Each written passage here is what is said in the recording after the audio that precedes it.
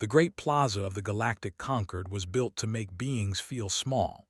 It floated in open space, larger than many cities, shaped from white stone and glowing metal that reflected distant stars. Thousands of species stood there in ordered rings, their colors, shapes, and sizes wildly different, yet all shared the same feeling: fear. At the center of the plaza rose the throne of judgment. Upon it rested the alien queen. She was ancient, older than many civilizations present. Her body was tall and elegant, covered in layered armor-like skin that shimmered between deep blue and silver. Her eyes glowed like burning suns, and her presence pressed down on every mind nearby. She did not need weapons. Her voice alone could bend thoughts and break courage. When she roared, it was not just sound. It moved through bone and thought, through memory and instinct. The roar rolled across the plaza like a storm, shaking the air itself. "The guilty hide among you," the queen declared. "Step forward or all will suffer." Silence followed. Heavy, suffocating silence. Some species dropped to their knees. Others bowed their heads or wrapped their limbs around themselves. Many had known fear before, but this was different. This was judgment from a being who had ended wars with a word and erased worlds with a command. Among the countless beings stood a single human. His name was Elias Mar. Compared to most in the plaza, Elias was small and fragile. No natural armor, no claws, no glowing eyes. Just a human male in a plain dark uniform, standing near the back of one diplomatic section. He was not a soldier. He was not important, at least not by galactic standards. He was a junior aide, assigned to observe, record, and stay quiet. Humanity itself was considered unremarkable. Earth had joined the galactic Concord only 12 years ago. In galactic time, that was nothing. Humans were labeled short-lived, emotionally unstable, and physically weak. They were allowed to attend meetings but rarely invited to speak. Their worlds were small. Their fleets were outdated. Their voices carried little weight. Elias had heard the whispers before arriving at the plaza. Why are the humans even here? Her mind pressed outward, searching for fear, guilt, and hidden thoughts. Many could not resist her. Some screamed. Some fainted. Some tried to run, only to collapse under the weight of her presence. Elias felt it too. The pressure was like a hand around his mind, squeezing tighter with every breath. His heart pounded. His hands trembled. Every instinct told him to look away, to blend in, to be invisible. But humans had lived with fear their entire history. Fear of predators, fear of nature, fear of each other, fear of the unknown. They had learned to function inside it, even if it never truly went away. Elias breathed slowly, grounding himself. He focused on facts, on numbers, on memories of long nights staring at data screens back on Earth. The queen roared again, louder. "If the guilty do not step forward," she said, "this assembly will be judged as one." A ripple of panic spread through the crowd. Entire species turned on their neighbors, whispering accusations, backing away from each other. Old alliances cracked under the threat of shared punishment. Elias closed his eyes. He knew this moment was coming. For months before the trial, humans had quietly worked. While the major powers argued in open councils, human analysts watched shipping records, energy flows, and historical archives. They noticed patterns others ignored because humans were not expected to see them.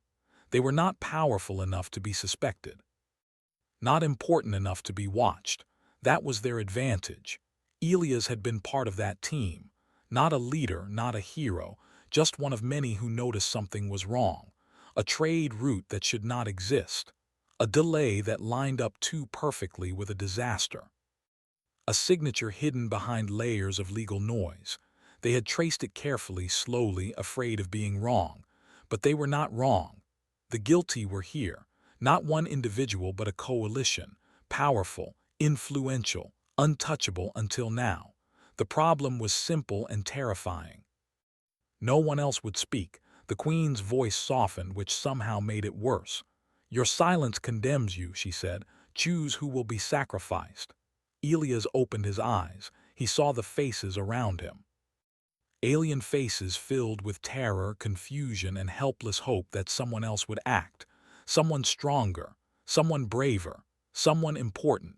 Humans had waited before in their history, waited for others to solve problems. It had never ended well.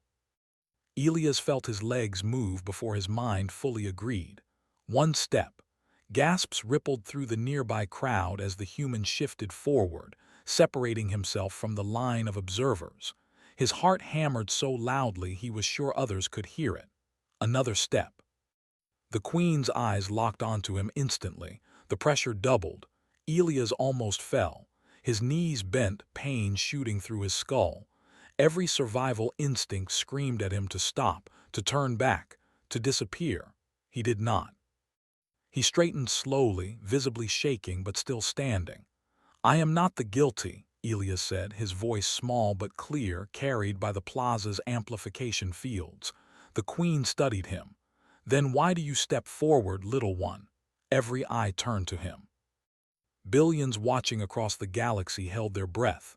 A human had stepped out of the crowd, a species no one expected to matter. Elias swallowed. His mouth was dry. "Because," he said, "if no one speaks, the innocent will pay. And humans, we are tired of watching that happen." Murmurs spread, confusion, disbelief. Some species felt anger. How dare this weak being interrupt judgment? The Queen rose slightly from her throne, towering even higher. "You challenge my judgment," Elias shook his head. "No, Your Majesty, I bring it information." He reached into his uniform slowly, carefully, making sure not to alarm the guards positioned around the plaza. From an inner pocket, he removed a small, flat device no larger than his palm. "This," he said, "contains records, trade data, energy logs, witness patterns." Humans noticed things others missed. The Queen narrowed her eyes. "Humans were not authorized to investigate." "We know," Elias replied honestly. "That's why we could." The pressure in the plaza shifted, not weaker but focused. The Queen was no longer scanning the crowd. She was examining him. "You risk much," she said. "Your species has little protection." Elias nodded. "We know." He activated the device. Light spread into the air, forming images and lines of data. Routes, timelines, symbols marking systems that had suffered mysterious losses. Slowly, clearly, connections formed between them. The crowd stirred. Some species recognized the marks. Some began to understand. The Queen watched in silence. Elias stood alone beneath her gaze, afraid, exhausted, but unbroken. For the first time since the trial began, the roar did not come. Instead, the galaxy waited. The light from the human device floated above the plaza, steady and calm, while the crowd below shifted in unease. Lines of data moved slowly, showing patterns that many had never bothered to see before. Trade routes overlapped with disaster zones. Energy spikes appeared just before systems collapsed. Dates aligned too perfectly to be chance. Elias kept his arm raised even as it began to ache. He could feel the Queen's attention pressing against his thoughts, not cruel but sharp and curious. It was like standing beneath a storm cloud that had not yet decided to strike. "You present images," the Queen said at last. Her voice was lower now, controlled. "Images can be shaped, meaning can be twisted." Elias nodded. "That is true, which is why the data is open. Any species here can verify it using their own records." That caused a stir. Several delegates turned toward their own aides, speaking quickly in their native languages. Some activated personal displays. Quiet beeps and flashes of light spread through the crowd as information was checked. The Queen watched it all without speaking. The pressure on the plaza changed again. It was still heavy but no longer crushing. Instead, it felt focused, as if the Queen was listening not only to words but to reactions. "You are calm for one so small," she observed. Elias almost laughed at that. Calm was not how he felt.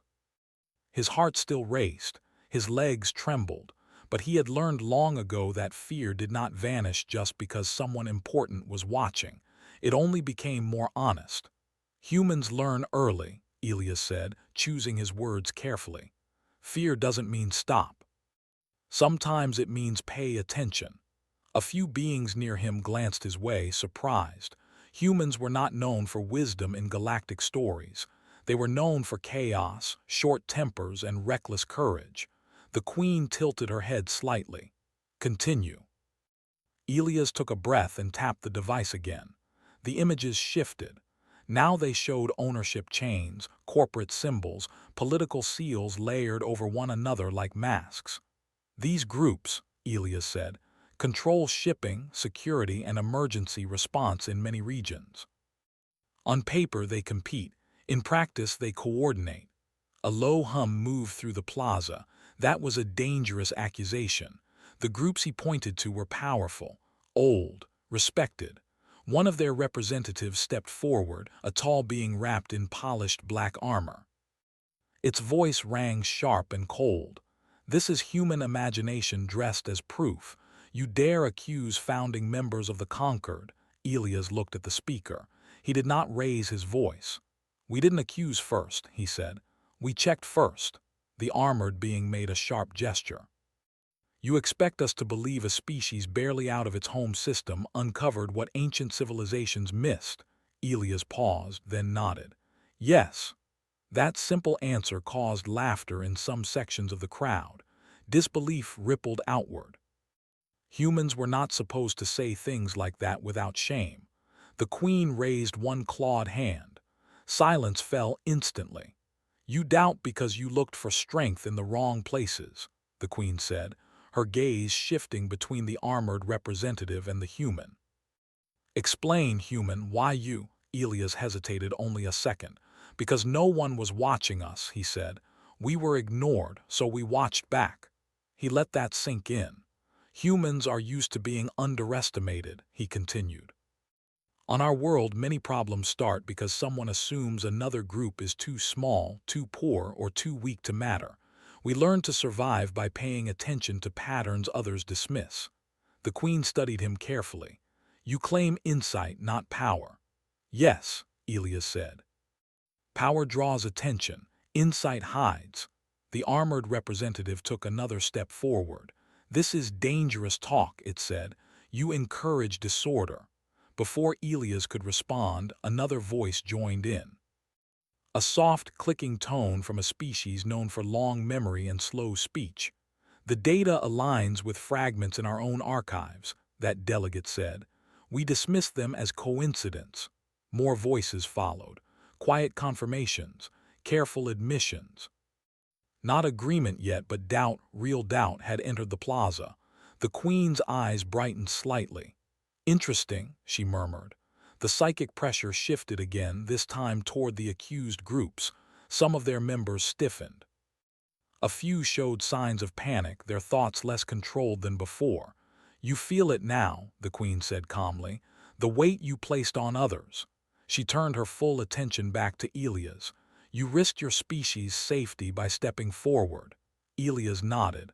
We know. But if we stayed silent, we would deserve whatever followed. That answer surprised even some humans watching from afar. It was not bold. It was honest. A sharp voice cut through the air. This human manipulates emotion. The Queen did not look at the speaker. Emotion is not manipulation, she replied. It is information. She leaned forward slightly, her massive presence focusing on Elias alone. You did not come here intending to rule, she said. You came intending to expose. Yes, Elias replied. Why? She asked. Your species gains enemies from this. Elias thought of Earth, of quiet cities under open skies, of people who would never know his name. Because, he said slowly, someone has to say enough before the innocent pay again. The Queen was silent for a long moment. Then she spoke words no one expected. The trial will continue. A shockwave of reaction spread across the plaza. Protests erupted from the accused factions. Cries of outrage and demands for immediate dismissal echoed through the air. The Queen's eyes flared. "Silence," she commanded. The sound vanished as if cut away. "The evidence will be examined," she said. "By my authority, by my sight." She extended one long claw toward the floating data. The images shifted, becoming deeper, more complex. Layers invisible to most minds unfolded as the Queen accessed them directly. Elias felt a sudden cold rush pass through him, as if his thoughts were briefly brushed by something vast and ancient. He did not resist. Humans had learned that hiding from truth only made it stronger. The Queen drew back. "Human," she said quietly, "your mind does not shield itself as others do." Elias blinked. "We don't know how." The Queen studied him with renewed interest. "Fascinating." The accused representative tried one last time. "This is improper. You give weight to a minor species." The Queen finally turned to face them fully. "No," she said, "I give weight to courage." Her gaze swept across the plaza. "For too long this conquered has mistaken loud voices for honest ones. Today a quiet species spoke." The pressure lifted slightly from the crowd. Many beings straightened, as if realizing they could breathe again. Elias lowered his arm at last. His muscles burned, his body shaking with exhaustion. Only now did he realize how close he had come to collapse. He remained standing. Around him, something subtle changed. Beings who had once ignored the human now looked at him with new eyes. Not awe, not worship, something closer to respect. The Queen rose fully from her throne. "The guilty will be revealed," she declared. "And when they are, this moment will be remembered." Her eyes returned to Elias one final time. "You stepped out when others hid," she said. "That choice echoes." Elias did not answer. He simply stood there, a human among giants, knowing that whatever came next, the galaxy would never see his species the same way again. And far across the stars, on a small blue world, humanity unknowingly took its first true step onto the galactic stage. The plaza did not return to normal after the Queen's declaration. Instead, it entered a strange state of tension, like a breath held for too long. Delegates whispered urgently. Data streams glowed brighter as species cross-checked records that had been ignored for generations. What the human had revealed could not be unseen. Elias stood where he was, feeling smaller now that the first wave had passed. His body ached. His thoughts felt slow, as if his mind had run too hard for too long. He wanted to sit, to disappear back into the crowd, but he knew that moment was gone forever. The Queen's presence remained focused, not angry, not calm, evaluating. "The accused will respond," she said. Several representatives stepped forward together.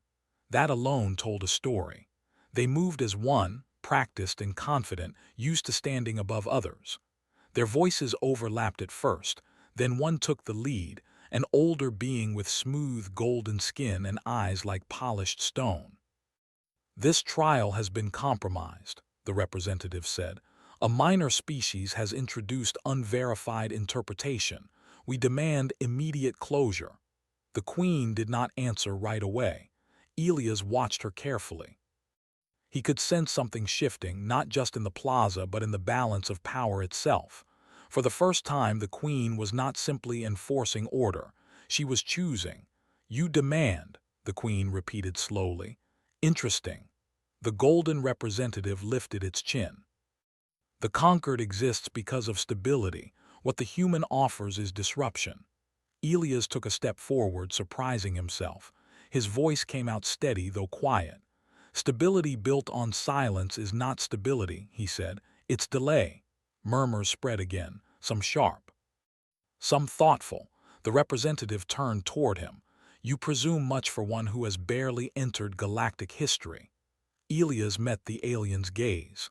"History doesn't care how long you've been present," he said. "Only what you do when it matters." The Queen's eyes brightened again. "You speak with certainty," she said to Elias. "Yet you have not named the law you rely upon." Elias nodded. This was the moment he feared most. "There is an old conquered statute," he said, "written after the first collapse. It states that when evidence of systemic guilt exists, any species may invoke a full truth review regardless of status. Gasps echoed across the plaza. That law was sealed, the golden representative snapped. It was never meant for convenience, Elias asked gently. Or for moments exactly like this. The queen turned sharply toward the representative. Was this law sealed? The representative hesitated, just for a fraction of a second. Yes, it admitted, to prevent misuse. The queen's voice hardened, to prevent exposure. Silence fell again. Elias felt a strange calm settle over him, not confidence, acceptance. He had said what needed to be said. Whatever followed was no longer in his control. You found this law, the queen said to him. Yes, Elias replied, in archived conflict records. Humans study failure closely. Why, she asked. Because ignoring it gets people hurt, Elias said simply. The queen considered this. I invoke the truth review, she declared. The reaction was immediate and explosive. Accused delegates shouted, others recoiled. Some cheered quietly, afraid to be heard but unable to hide relief. The queen raised both hands and the plaza fell silent once more. The review begins now, she said. Lights surged across the space as ancient systems activated. Records long locked away reopened. Data thought destroyed reappeared, pulled from deep storage and forgotten backups. The queen's mind reached into it all, faster and deeper than any machine.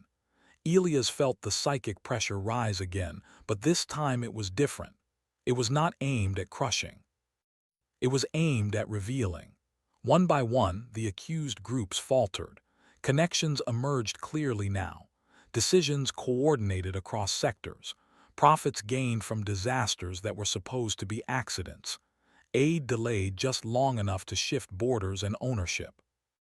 The truth unfolded without drama. That made it worse.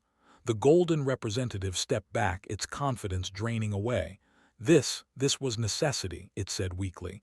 The galaxy is harsh. Some must suffer to maintain balance. Elias shook his head. That's not balance, he said. That's choosing who doesn't matter. The queen's gaze burned. You decided, she said, that your survival justified others' destruction. The representative lowered its head. We believed we were unseen.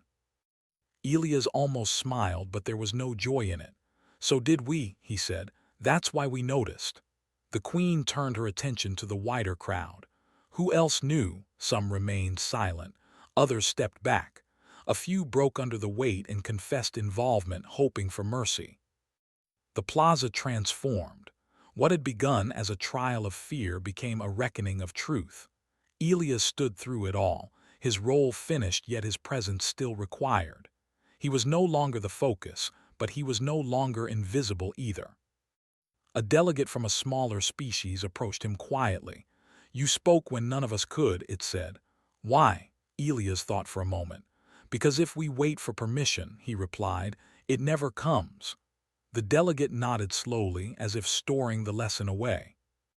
The queen's voice rang out again. The truth review confirms systemic guilt, she announced. Punishment will follow. A wave of relief swept through the plaza. Not joy, relief. The kind that comes when something wrong is finally named. The queen looked down at Elias one last time during the proceedings. Human, she said, you changed the direction of this trial. Elias shook his head. I just brought a light, he said. The truth was already there. The queen's lips curved slightly, an expression few had ever seen. That, she said, is why your kind is dangerous. Elias did not argue. As guards moved to detain the guilty, the crowd shifted again. Beings who had once kept their distance now stood a little closer to the human. No one touched him. They did not need to. They had seen enough. Far from the plaza, on ships and stations across the galaxy, the broadcast continued. Billions watched as old powers fell not to weapons but to quiet persistence. On Earth, analysts sat in stunned silence as confirmation poured in. Their work had mattered. Their patience had mattered. Back in the plaza, Elias finally allowed himself to sit as the immediate danger passed. He leaned against a low barrier, exhausted, eyes heavy. The queen noticed. "Attend to him," she instructed nearby attendants. "He has carried enough weight for one day." As Elias rested, the galaxy shifted around him. The trial was no longer just about guilt. It was about who would speak next, now that silence was no longer safe. The plaza slowly settled into a different kind of silence. It was no longer the silence of fear, but the quiet that follows truth when everyone needs time to understand what has changed. Guards escorted the guilty away, their once proud movements stiff and uncertain. Power had left them, not with a loud fall but with a quiet certainty that it would never return. Elias sat where he had been guided, his back against the smooth barrier. His hands still trembled, now from exhaustion rather than fear. He watched the stars above the open plaza ceiling and tried to steady his breathing. He had not planned for what came after. He had only planned to speak. Around him, beings moved carefully, as if afraid to disturb the moment. Some glanced at him openly now. Others pretended not to stare, but their attention always returned. The human who had stepped forward was no longer invisible. The queen remained standing at the center of it all. Her presence still filled the space, but it felt different now. Lighter, sharper. Focused not on control, but on decision. When the final guilty delegate was removed, the queen raised one hand. "The trial is complete," she said. A wave of sound spread through the plaza. Not cheering, not anger, relief. Many beings lowered themselves to sit or lean, their strength finally giving way.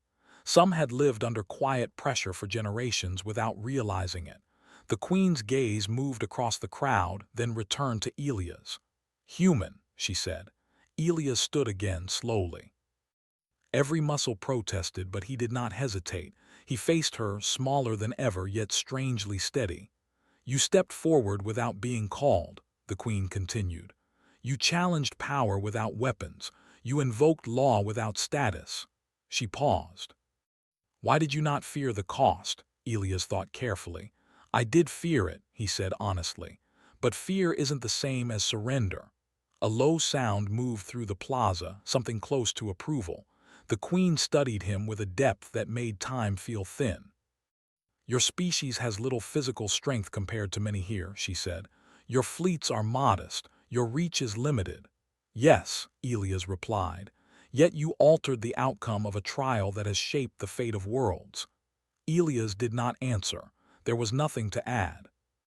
The queen turned slightly, addressing the entire Concord. "For centuries we believed strength alone maintained order," she said. "We believed fear prevented chaos." Her eyes glowed brighter. "Today a human proved otherwise." Murmurs spread quickly. This was no small statement. "Humans do not dominate through force," the queen continued. "They endure, they observe, they wait, and when the moment comes they act." She faced Elias once more. "That is why I roared for the guilty," she said, "and that is why a human answered." The words carried weight far beyond the plaza. Across the galaxy, listeners leaned forward, sensing that something important was being named. "You frighten many," the queen said to Elias. "Not because you seek control, but because you do not need it to matter." Elias swallowed. "We just want things to be fair," he said quietly. The queen's expression shifted again, something almost thoughtful. "Fairness is rare," she said, "and therefore valuable." She raised her voice slightly. "By my authority, humanity will no longer be classified as a minor participant within the galactic Concord." The reaction was immediate and intense. Shock rippled outward. Some beings protested softly. Others showed clear relief. Elias froze. "You will be granted permanent observer status with full access to records," the queen continued. "Not as rulers, not as enforcers, but as watchers." She paused. "And challengers." Elias felt his chest tighten. He had never imagined this outcome. Humans had not asked for power. They had only asked to be heard. The queen stepped down from her throne for the first time that day, her massive form lowering closer to Elias' level. "You remind us," she said quietly, "that silence is a choice, and today silence lost. She straightened and turned away, signaling the end of formal judgment. The plaza slowly began to disperse. Delegates gathered in new groups, conversations filled with cautious hope. Old alliances were already shifting, cracks widening where truth had entered. Elias stood there unsure what to do next. A small group approached him, representatives from species rarely seen together. One bowed slightly. Another touched a limb to the ground in respect. "You spoke for more than yourself," one of them said. Elias shook his head. "I just spoke," he replied. Others listened. "That is enough," the delegate said. Far away on Earth, the news arrived like a wave. Screens filled with images of the plaza, the queen, and a single human standing where no human had stood before. Analysts, workers, students, and leaders watched in stunned silence. They saw not a hero in armor. They saw someone ordinary who refused to stay quiet. Back in the plaza, Elias finally turned to leave the center. As he did, something unexpected happened. Beings stepped aside to make room, not out of fear but respect. The path back into the crowd no longer swallowed him. As he reached the edge, he looked back once. The queen stood alone now, gazing out at the stars. She felt his attention and spoke without turning. "Your kind will be tested," she said. "Others will try to use you, some will try to silence you." Elias nodded. "That's nothing new." A pause. "Will you step forward again?" she asked. Elias did not answer right away. He thought of Earth, of fear, of choice. "Yes," he said finally, "if it's needed." The queen made a sound that echoed softly, something between a breath and a laugh. "Then the galaxy must learn," she said, "to listen carefully." Elias returned to the crowd, but he was no longer just part of it.